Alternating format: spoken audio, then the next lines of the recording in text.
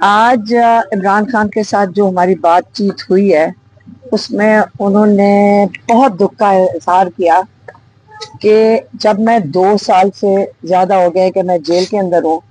اور میں باہر میری فیملی کے خلاف خاص طور پر میرے خلاف کیمپین چلائی جا رہی ہے اور کہتے میرا پیغام باہر لانے کا یہ جو کیمپین چل رہی ہے یہ اس لیے چل رہی ہے کیونکہ میں نے آپ کو اپنا پیغام دیا اور آج سے نہیں کافی عرصے سے آہستہ آہستہ انہوں نے وہ پیغام دیا جو باقی کوئی اس کا بوجھ نہیں اٹھا سکے. یہ انہوں نے آج کہا. یہ عمران خان کے میں الفاظ بتا رہی ہوں. انہوں نے کہا کہ جب کوئی اور بوجھ نہیں اٹھا سکا تو ہم نے